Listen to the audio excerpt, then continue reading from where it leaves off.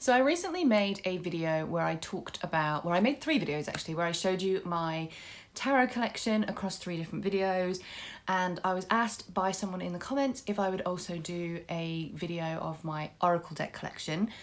Again, I have 21 oracle decks, so rather than do one ridiculously long video and expect you to sit through 50-60 minutes of me talking about oracle decks, I'm going to break it up into 2 parts.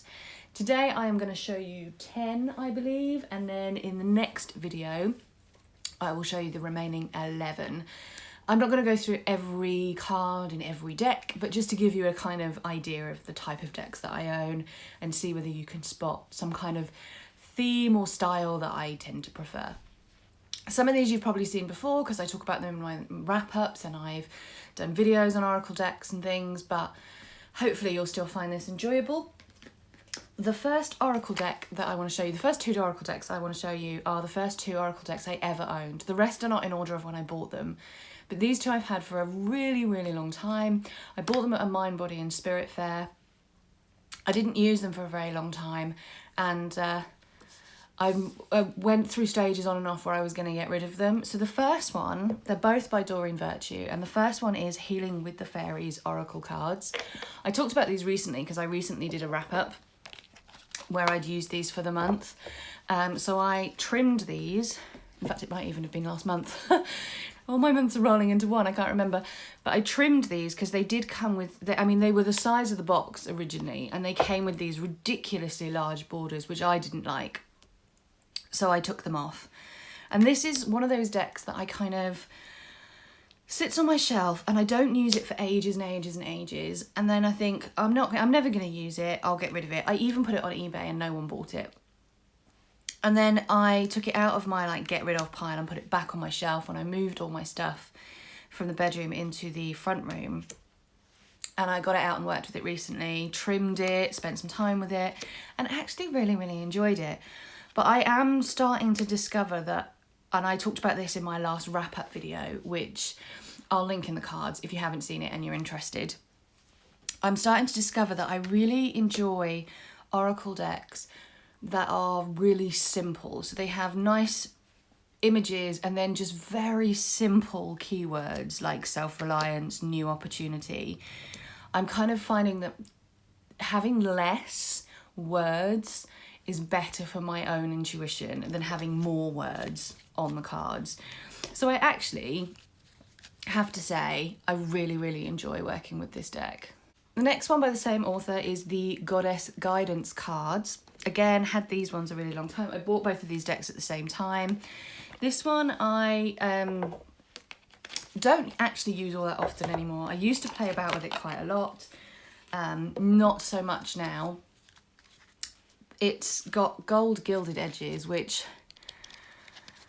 I kind of don't love, but I don't hate either. It makes the edges seem really sharp, but you can see that it's old because I don't know how well you can see that, but the gilding is all wearing away on this deck. So it has been shuffled and used a lot. I have had it for 7 or 8 years, I think. This one I find, if I want to connect with some kind of female, feminine deity type archetypal energy, quite an interesting one to get out and use.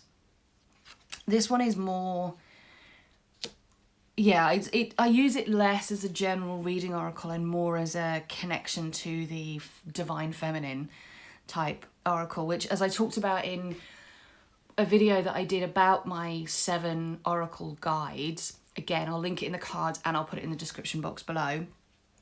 I do use my decks, some of my decks, in slightly different ways, and this is one of those ones that I use in a slightly different way. I like it. I like that it gives you a quote. The book has so much more information. The book tells you, you get a message from the goddess, you get keywords, and then you get a bit about the actual goddess. It's probably not the best goddess deck on the market, and I do think that I have better ones, even of my own, and I know I've seen better ones that I don't own, but it's not bad. It really isn't bad, and it gives me a good indication of the type of divine feminine energy that I should be working with or incorporating or I don't know the word. So yeah, it's not a bad little deck really. Next up is one that I've talked about a lot. It's one that I am very, very enamored with. I love this deck. I get that there's some issues with this deck in terms of representation and stuff. That kind of is something that you have to bear in mind if you're going to work with this deck. But it's the Kyle Gray Angels and Ancestors Oracle cards. I think there's some questions around some of the things that he's included, particularly from like First Nations in America, that he's not part of. He's not part of those groups, and whether or not he has the right to depict them, and whether he's done that in the right way, and whether he's worked with those groups or not. There's all those kind of questions and things that you may want to bear in mind if you're going to work with this Oracle deck. I didn't really consider any of that when I got the deck, and I did fall in love with the deck, and I do very much enjoy working with it, but those are things that I do try and keep in the back of my mind. I find that this one as well is another one that gives me a really, like, I will use it as a general daily draws, but it's also one that I particularly like for giving me an energy to work with for the month. So at the moment, the winter deck is not in the winter card is not in here because it is out on the top of my tarot bookcase as a reminder of the energy that I'm supposed to be incorporating this month, which makes sense because the winter one is the keyword to that is take care of yourself, I think. Which I'm filming this in April 2020 when we're all stuck at home indoors because of the coronavirus, and it's a very strong, relevant message right now. But I love the feel of these cards. They feel lovely, they look lovely, the artwork is beautiful. I don't know enough about Kyle Gray to know much about his connection to anything really, but I do think that they are beautiful.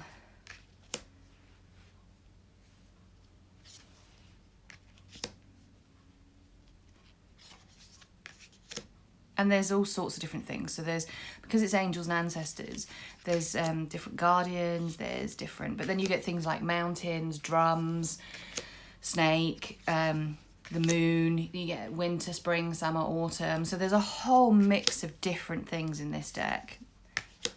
And I've always found it a real pleasure to work with. Next up is the Santa Muerte Oracle by Fabio Listrani. This was a deck that was on my wish list, and I hadn't really given it much consideration. I just kind of liked the look of it. And then a friend bought me it for my birthday, and it is a fascinating little deck. I have done a full walkthrough of this one, so I will link that in the description box below if you want to check it out. One of the really cool things about this deck is that when you spread the back out, it actually makes a Ouija board. So it's very difficult to see like this, but you've got yes and no and, you know, and all the letters and the numbers, and it does tell you how to work with that in the guidebook.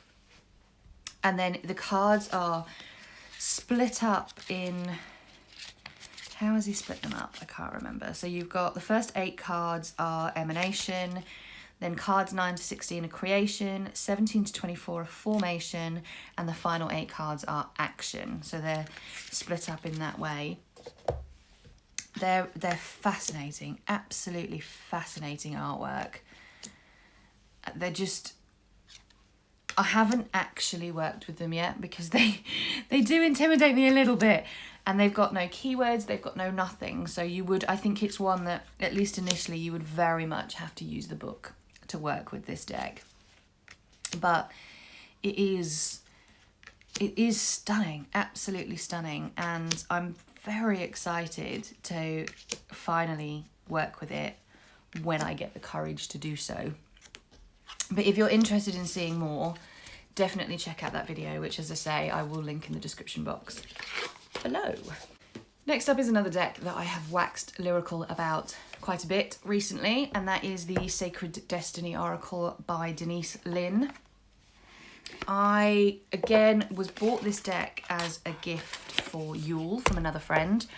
Didn't think much of it. I'd put it on my wish list. I'd seen it on other people's videos and stuff. I think the first place I saw it was Jen from Jen's Balanced Tarot, maybe. And I thought, well, it looks interesting. I don't know if it's really my thing. I don't know if I really like that kind of style with just the picture and the keywords, because at the time I didn't think that was really my thing. Got this deck and I loved it so much that I worked with it for 2 months in a row because I couldn't put it away. The artwork blows me away. It's just, every card is so powerful. It's just got that one keyword. And I've said this when I've talked about this deck before, it's one of these decks that is so beautiful in its simplicity, but simple doesn't mean shallow. Definitely doesn't mean shallow. This is a very deep deck, and it does give you a lot of really deep, good messages, and it really seems to be in sync with the daily tarot card that I drew with it, and just my energy at the time and telling me what I needed to know. And it's probably, maybe, I don't know if I'd go so far as to say it's my favourite, but if it's not my favourite, it's definitely up there in my top 5 Oracle decks of all time. It's just incredible. I love this deck so much, and I think I might work with it again soon because I actually miss working with it because it's such a wonderful deck. Next up we have the Wisdom of the Oracle by Colette Baron-Reid. Again, Colette Baron-Reid is somebody who's a little bit controversial, and you may want to look into that before you consider getting any of her decks. She has her own views and things. There was a whole thing about a deck that came out recently that I don't buy into and I don't agree with, but I do like this deck. It's another one that I've trimmed because I didn't like the borders on it. I think I saw Lady Knight of Avalon had trimmed it on one of her videos where she was talking about decks that she's modified, and it looked stunning, and literally as soon as I finished watching the video I got mine out and trimmed it. But I love the artwork, and I love, like, in each of the cards the oracle is hidden somewhere. This is not a good example because I can't find her. Oh, she's in the mirror here. I don't know if you can see that. So here she's like hidden in this mirror here, this doorway. I don't know where she is in this one. Oh, she's right there, right in the clouds up here. So in each card, the oracle is hidden somewhere. It has some beautiful, beautiful cards that I love, like this one. Anything with foxes in, and I'm there. Again, it's a really simple deck. It took me a while to realise that this was my style. You know, it's just a picture and then a keyword or a key phrase, and it just gives you the room for your intuition to kind of kick in and your brain to fill in the meaning, which I like.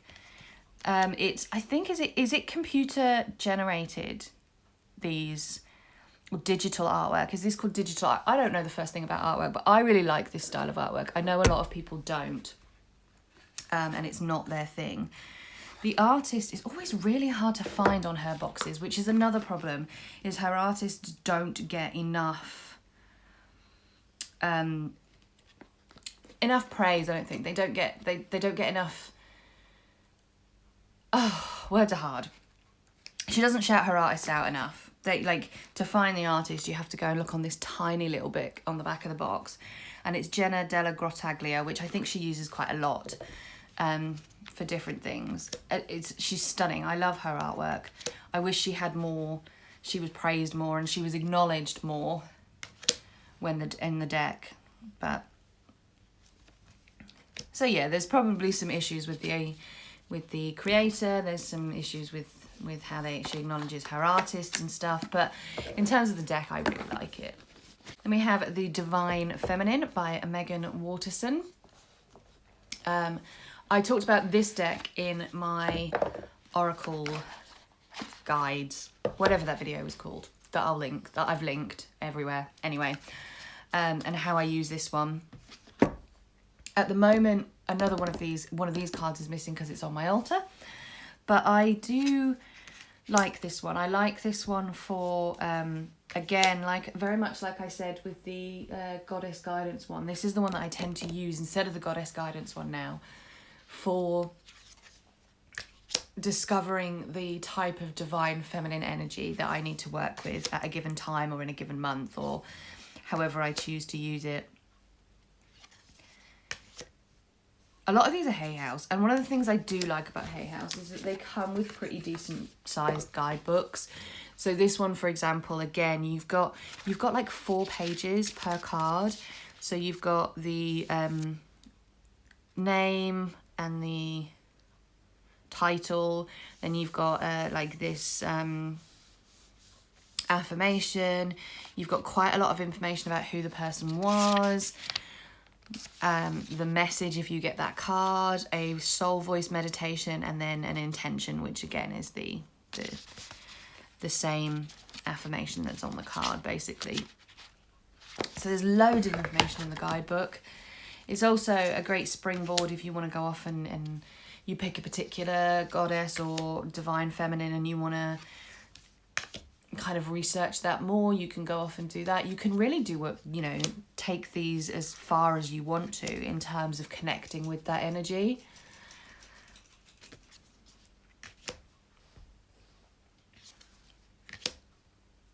It's a great deck. It's a really great deck to work with.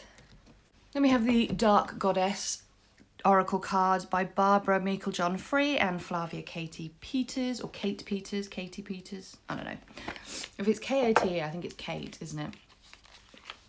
This, again, talked about in that previous video, where I use this one to kind of have that dark, divine, feminine energy for the month. I don't use them every month. I haven't done that this month, but occasionally I like to do that. And I'll pick one from the lighter deck, the Mega Waterson deck, and one from the dark deck and work with them. But then I also use it as a monthly deck where I draw a card every day to complement my daily tarot card. And again, this is another one that's got really, really simple keywords and really simple imagery. Now, again, this deck has its issues. It's all of the women have a very specific body type and a very specific look, and are all a very specific sort of age. So there is that to bear in mind. It's not the most diverse deck on the planet, so it has its issues in that way. There are also goddesses in here that I don't know personally. They're not part of my belief system, and I wouldn't like to say whether or not they've been represented in the right way. And that would be something obviously that I would leave to the followers of those religions to comment on, but I would imagine that there may be some issues there as well, just based on the choices from how they've chosen the very particular body type and the very particular facial features and things. But again, it does give good messages, but these are things that you just need to take into consideration with these decks, I think, is that none of them are particularly perfect in those respects. The deck that I'm working with this month is one that comes in a lovely Peggy bag. Doesn't have the box. I don't know if it was ever in a box, but I bought this from Lisa at Supportive Tarot, hence it being in a Peggy bag. And that is the Earthly Souls and Spirits Oracle by Terry Foss and Sarah Foss Robinson. This deck was on my wish list for such a long time, and it was one where she didn't really deliver to the UK. At the time, she didn't deliver to the UK, and then I think Brian Cormac Carr emailed her and asked her if she would consider delivering to the UK, and she did start doing that, but they're always very difficult to get hold of and very, very expensive, and unfortunately at the time were very much outside of my budget. But then when the opportunity came up, when Lisa was getting rid of hers and the opportunity came up to buy it, I jumped at it. I didn't even have to think about it really. And this is another one. Now, I would argue that the artwork doesn't necessarily always have all that much to do with the keyword. I think it's beautiful artwork that they've then put some keywords on and sold it as an oracle deck. And that's fine. I'm quite comfortable with that. But I think, again, it's something that it doesn't hurt to acknowledge that that's what's happened in this case. Regardless, it's beautiful and I love it. And I'm working with it this month and I'm really enjoying working with it. And again, the keywords are very, very open to interpretation, which I really like. And it really allows my intuition to just go where it will go, which I really, really like about it. It's just this style of artwork as well. I love it. I genuinely would have the majority of these pictures quite happily as canvases on my wall because they are just beautiful. So this deck, I would argue, isn't really an oracle deck. The universe has your back. It's more of an affirmation deck than an oracle deck. And I certainly don't use it as an oracle deck. I use it for affirmations, and I tend to draw one every month and then it sits on my altar for the month. Some people don't like this deck. Some people think it's a bit too law of attraction-y and a bit too positive and you know, and there is that argument that no, the universe doesn't actually have your back. But you know what? I'm ever the optimist. I like the messages that comes with it. Yes, they're soft and fluffy, but sometimes soft and fluffy is required, and I'm okay with that. They are, I say, each card has a different sort of like affirmation on it. The artwork is quite lovely. It's quite simple and lovely. I tend not to use it. In fact, this deck actually sits under my altar. It doesn't sit with my other decks because I use it in that one very specific way. But I like having the monthly affirmation and I like having it on my altar. I like that kind of putting that extra energy into it by having it sit on my altar, which also is very visible. My altar sits in my front room, right in a focal point in the room. I like to have my altar in the north, so it's in the north part of my room. It's very visual, very focal. So and I see it every single time I go in and out of the room as well, which is one of the reasons why my altar is placed where it is. So it's it gives me that daily reminder for a whole month of that particular affirmation, and it's also getting all of that energy that is being put into and built into my altar. So I find that really, really powerful. I have done an altar walkthrough before many months ago, which I will link in the cards and in the description box below. But if you are interested in me doing another one, because my altar has changed since then, do let me know and I will certainly do that for you. If you like this kind of video, give me a thumbs up because that really helps me know what kind of videos you want to see and what kind of videos you're less interested in. And if you haven't subscribed already and you want to keep an eye out for part 2 of my oracle decks, make sure you subscribe so you don't miss that. Until then, take care everyone and lots of love. Bye bye.